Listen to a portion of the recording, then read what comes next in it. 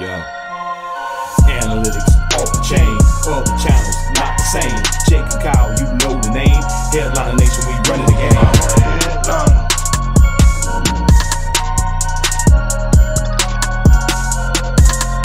I'm a headliner.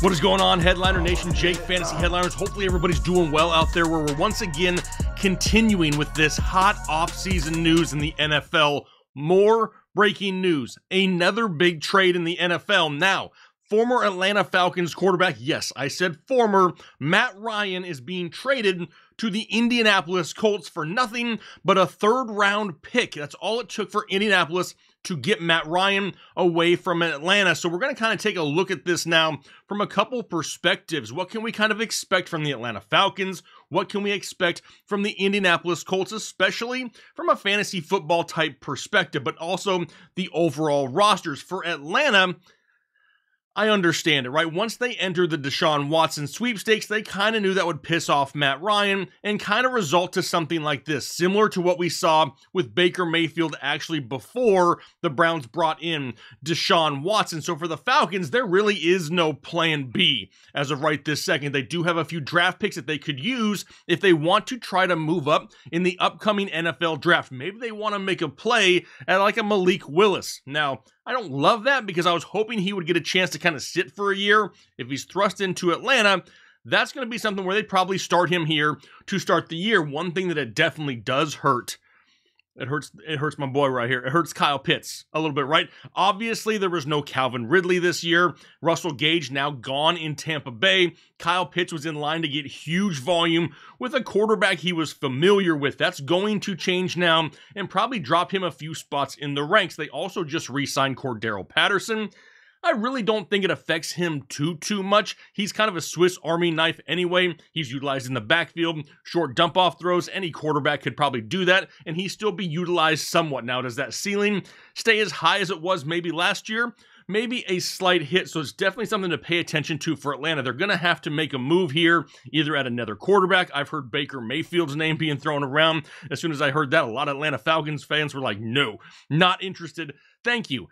Even though I wouldn't hate Baker as a short-term option for the Atlanta Falcons. Like I said, if they draft a rookie quarterback, there's very few out there that are going to be pro-ready day one in the NFL. If we had a bridge quarterback to kind of give them a year or so to bring in these rookies, I would like that a lot better. But now, let's look at the Indianapolis Colts side of things.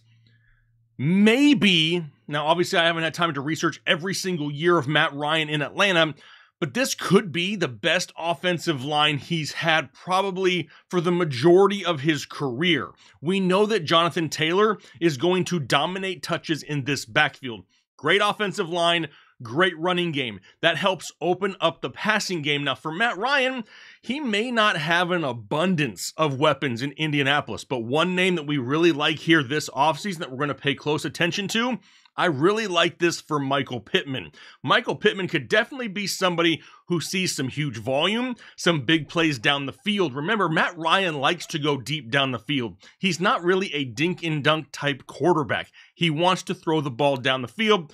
That fits Michael Pittman. Do they surround him with a few more weapons? Now, a lot of people are going to look at the money coming with Matt Ryan, but honestly, starting quarterback money for the next 2 years on his contract, not bad. Would not be surprised, though, if they work out a new deal going forward to keep him there longer term in Indianapolis. So I love it for Jonathan Taylor. I love it for Michael Pittman. It's a great offensive line. I understand that this may not be ideal. There's a bad stigma around Matt Ryan, but he's not an overall bad quarterback whatsoever. When you look at the outlook of the NFL and you kind of put quarterbacks into tiers, is he an elite tier quarterback in the NFL? No, he hasn't been for years in Atlanta, and a lot of that has to do with constantly changing offensive coordinators throughout his time there. Going to Indianapolis, where he doesn't have to throw the ball 500-600 times a year because they have Jonathan Taylor and they can protect him behind that offensive line, we may see some of the volume come down for Matt Ryan, but some of the efficiencies go up. Hopefully, big hopefully right here.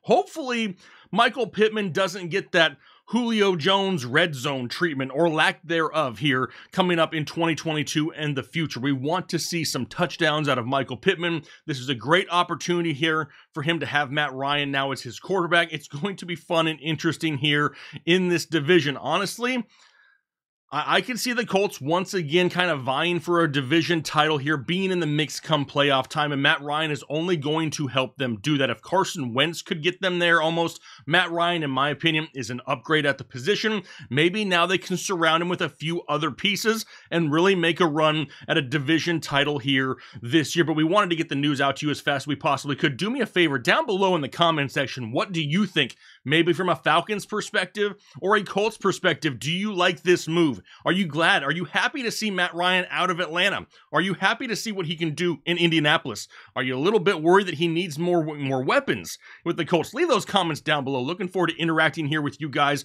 over the next few hours, the next few days, and we're going to continue to be bringing you breaking news. It seems like on the reg right around now, right? Because it seems like this NFL offseason is crazy. Can you think of a crazier NFL offseason? I followed football for, I'm old, 22 years now. I can't remember an offseason crazier than this, and I am absolutely loving it. It's like a kid on Christmas morning. So do me a favor, hit that like button if you could. Help push the channel, help push us out to more and more people to continue to grow this community. We greatly appreciate that support, but have a great rest of your day. We'll talk to you later.